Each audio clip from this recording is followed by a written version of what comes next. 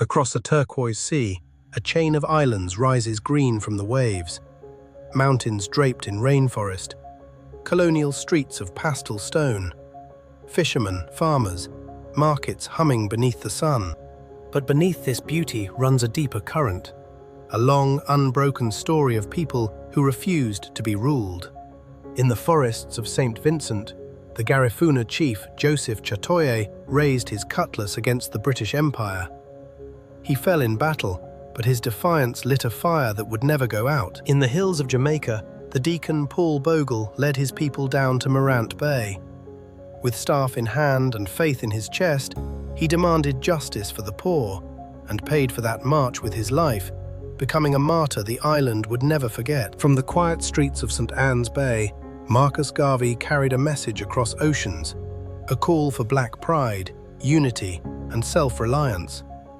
He built a movement of millions and taught the diaspora to look upon itself with new eyes. Alexander Bustamante was Labour's thunder.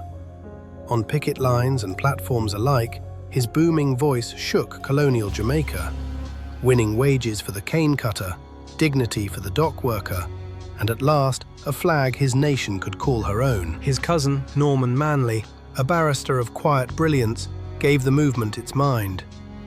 Where Bustamante thundered, Manley reasoned. Together, two rivers fed one sea, the sea of Jamaican independence. Generations later, that fire returned in the voices of orators. In Barbados, Grantley Adams stood before a roaring crowd, demanding dignity and a vote for every working man and woman. In Trinidad, the scholar Eric Williams stepped onto a square in Port of Spain. With books in one hand and history in the other, he taught a nation to imagine itself free. Errol Barrow lifted the Barbadian flag into a warm November sky. Beside him, a people who had never known independence now cheered their own name. In the Bahamas, Lyndon Pindling cast the speaker's mace through an open window, a thunderclap that told the old order its time had ended. In Guyana, Chedi Jagan spoke of workers and cane fields, of unity across race and creed. In Antigua, Veer Cornwall Bird built a movement from the docks upward. Robert Bradshaw led St. Kitts from plantation to Parliament. In Belize, the quiet resolve of George Cadell Price carried a young nation to sovereignty. In Grenada, Maurice Bishop stirred the island with a dream of justice, a dream that burned bright and too briefly. And from St. Lucia, Derek Walcott lifted a pen instead of a sword and gave the Caribbean a voice the world would crown with laurels. Speeches echoing in the squares, flags rising over the rooftops, crowds weeping, singing, believing.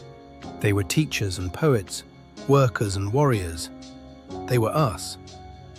Look now to the Caribbean horizon, where the sun meets the sea and freedom is not a gift, but a legacy. A pride carried forward by every island, every generation, forever.